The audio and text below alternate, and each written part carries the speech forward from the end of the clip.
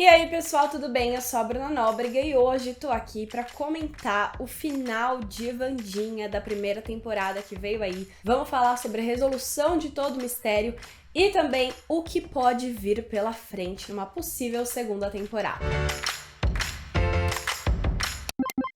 Wandinha chegou à Netflix nesta quarta-feira, dia 23, com 8 episódios e um grande mistério pra Wandinha resolver que envolve ali passado, presente, futuro, muitas coisas. E aí então, neste vídeo, eu tô aqui pra comentar como todo esse mistério foi desenvolvido e explicar como ele foi resolvido e também comentar o que sobrou para uma possível segunda temporada. Então bora falar desse final, bora comentar expectativas e obviamente por conta disso, esse é um vídeo que vai estar lotado de spoilers, então se você ainda não assistiu a série, recomendo que você termine a série antes de assistir a esse vídeo. Mas se você já terminou, bora junto então comentar para ver se as nossas opiniões e as nossas interpretações, se você assistiu tudinho, se eu entendi tudinho, e bora lá então, não esquece de deixar o seu like se você gostar desse vídeo, pro YouTube entender que é um conteúdo legal e mandar para mais pessoas, e também se inscrever no meu canal. Já falei de Wandinha por aqui, falei minha opinião sem spoilers, vou deixar linkado caso você ainda não tenha assistido, e também falo muito sobre outros filmes e séries, também sobre música, você com certeza vai encontrar algo que você gosta.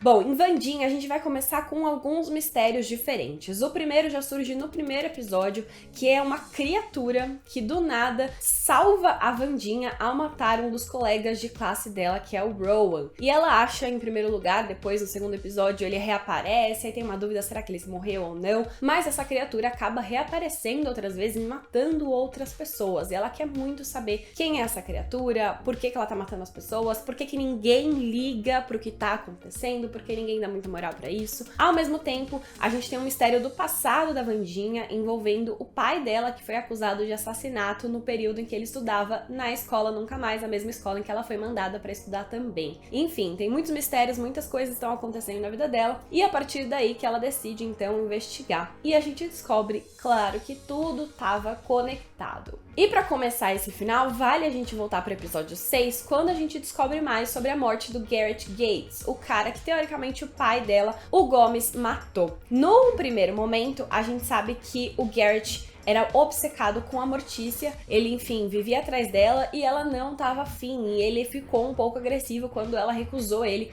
justamente pelo Gomes. E aí ele chegou, teve um momento de embate ali no passado com o pai e a mãe da Wandinha. O Gomes foi atrás, teve uma luta intensa com ele. E o que o Gomes disse, né, pra proteger a Mortícia foi que ele tinha, então, enfiado a espada e matado o Garrett. Mas, na verdade, no meio da briga, o Gomes acaba caindo e quem mata ele mesmo, teoricamente, é a Mortícia. E aí o Gomes, então, assume o lugar dela, né, protege ela por conta disso, porque essa morte é vista pela agora diretora Wins, né? Então, na época ela ainda era aluna, ela presencia esse momento. E aí denuncia o caso, né? Mas o Gomes protege então a Mortícia. Mas a Wandinha tá determinada a provar que o pai dela é inocente e ela decide então ir atrás do corpo do Garrett, que já tá enterrado desde aquela época. E quando ela pega o corpo, ela percebe que o corpo tá azul na parte que ainda não apodreceu, né, no dedo. E isso indica que ele não morreu por conta da espada da Mortícia, e sim por envenenamento por Belladonna. Então ela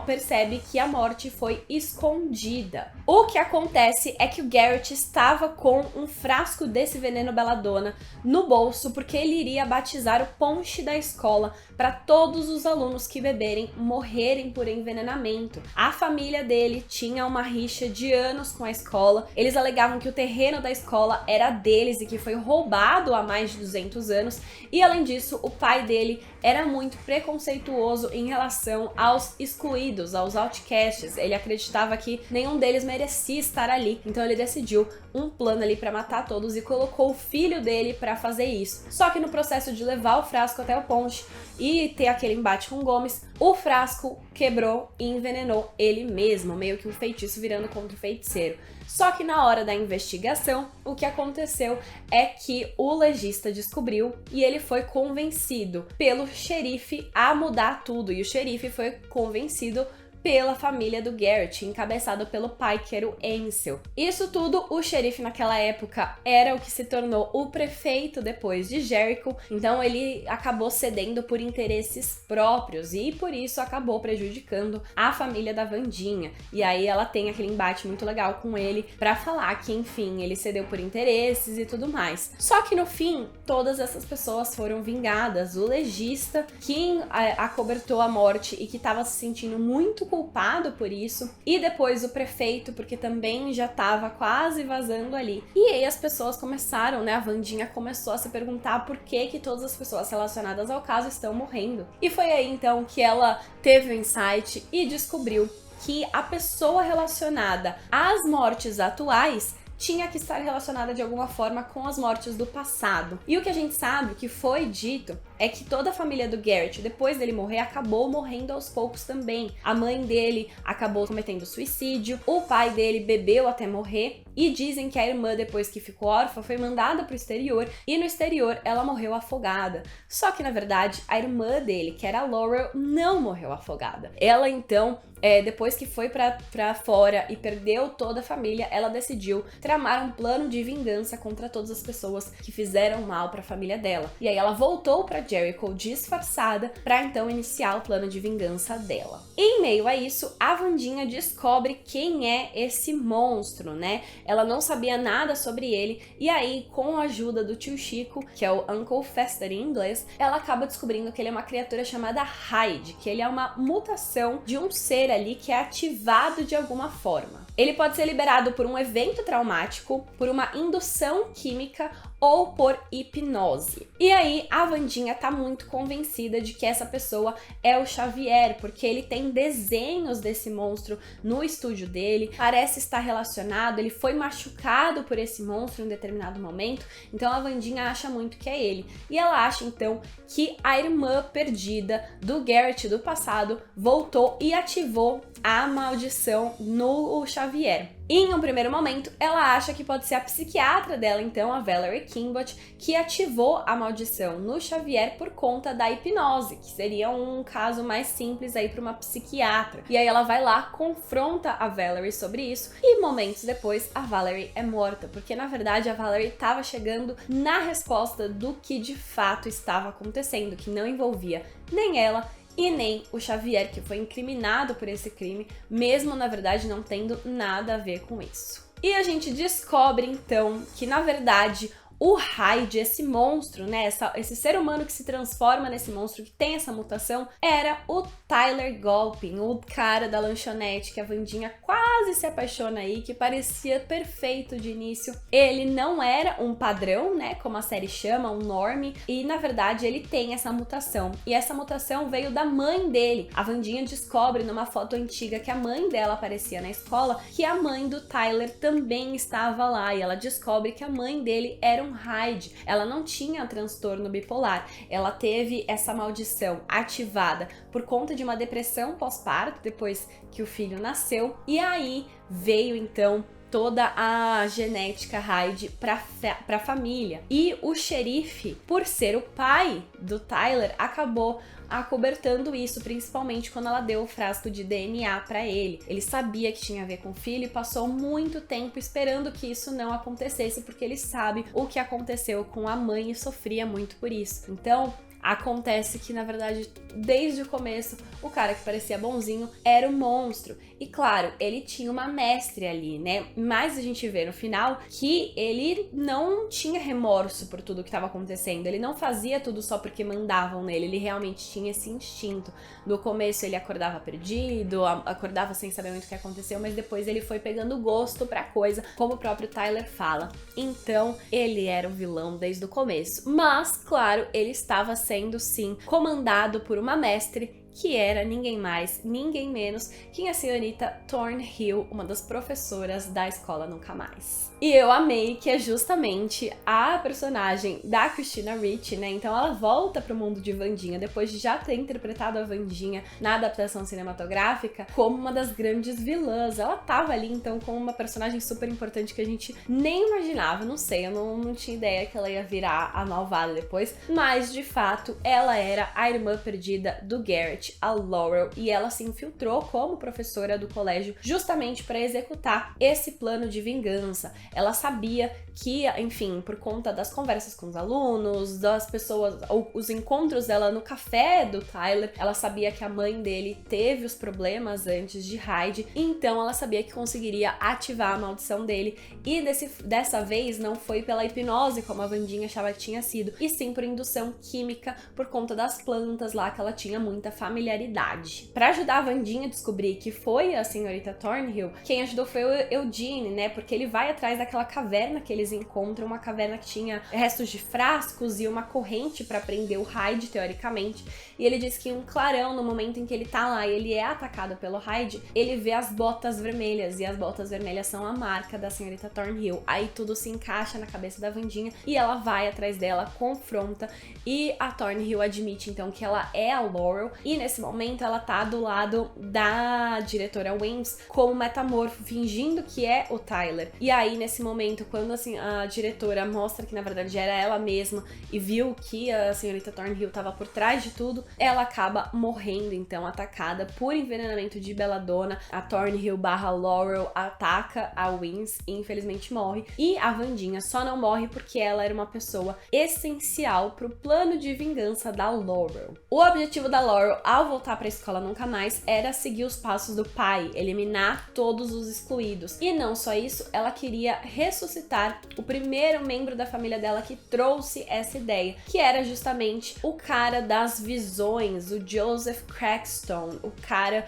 lá no passado, muitos anos atrás, que já queria eliminar os excluídos e que foi morto pela descendente da Wandinha, a Goody Adams. Então, justamente, a gente teve no passado esse embate entre o Joseph Crackstone e a Goody Adams, e no final, o Joseph Crackstone teve os descendentes na família Gates, e a família Adams continuou com esse processo aí de um ser contra o outro, né? E a gente tinha logo no começo da série uma visão do Rowan, uma parte do livro que mostrava que a Wandinha iria entrar em uma batalha com o Joseph Crackstone, que era um cara super valorizado na cidade, ninguém sabia a realidade do que ele fez, né? As pessoas adoravam, idolatravam ele, e por conta desse embate da Wandinha com ele, sendo ele uma figura pública idolatrada, as pessoas achavam que ela seria a ruína da escola nunca mais. E na verdade não foi isso, ela estava protegendo a escola quando eles finalmente entraram nesse embate, né? Mas a gente vai voltando aqui, o objetivo da Laurel então era na verdade ressuscitar o antepassado dela, e por isso ela cometeu todas as mortes, porque a cada morte que ela cometia, ela pegava uma parte diferente do corpo, e essas partes do corpo serviriam então para formar o corpo novo do Joseph Crackstone nessa ressuscitação, praticamente. Só que para isso ela precisava do sarcófago dele para pegar os restos mortais dele, e o sarcófago foi fechado por magia de sangue pela Goody Adams lá quando ela o matou no passado. E magia de sangue só pode ser desfeita por uma pessoa de mesmo sangue.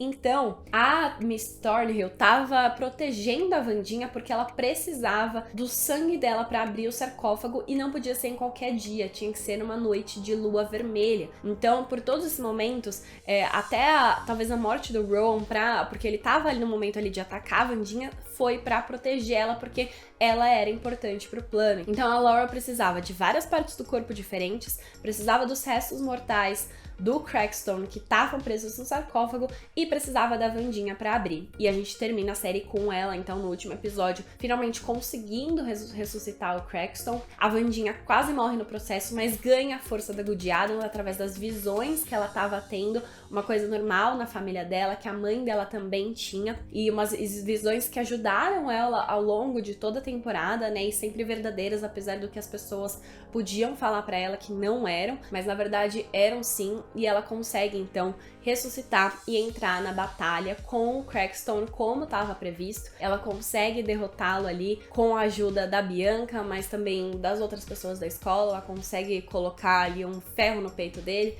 ele morre em combustão muito rápido, ressuscitou só pra morrer.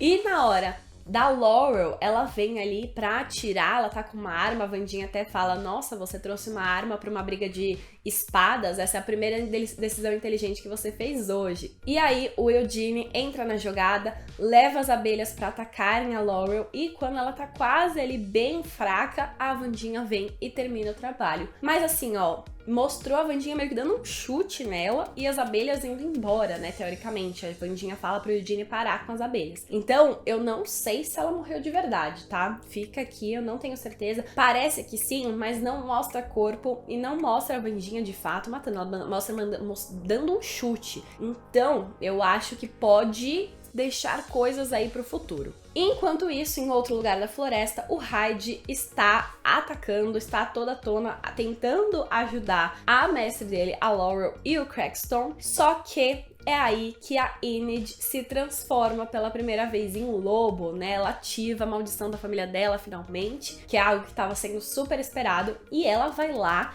e bate de frente com Hyde, poderosíssima, e consegue sim nocautear ele pra ele ser preso no final da série. Então Enid arrasa aí na primeira transformação, fica super poderosa, consegue conter o Hyde. E aí no final da série a gente não vê mais nada da Laurel, o Crackstone foi embora. O que a gente sabe é, diretora Wims morreu, e aí por conta disso as aulas foram suspensas, todo mundo foi mandado pra casa pra umas férias alongadas e um pouco mais forçadas do que antes, e aí eles estão todos se despedindo ali, falando te vejo no próximo semestre, te vejo no próximo ano aqui. Então eu acho que, assim, caso uma segunda temporada seja confirmada, a gente vai voltar a ver Wandinha de volta na escola. E dos vilões, o Tyler é levado preso, né? Ele é preso de uma forma ali com camisa de força, levado por um camburão, com vários oficiais ao redor. Só que, na hora que ele está saindo, ele se transforma em Hyde novamente, de uma forma muito fácil, e consegue se livrar ali das amarras, e a gente vê que ele vai continuar sendo um perigo ali que não foi contido,